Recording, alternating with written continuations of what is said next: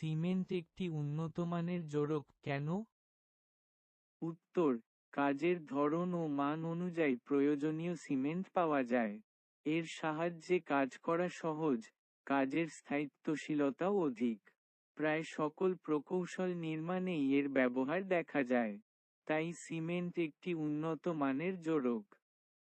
Cement কত প্রকার ও কি কি?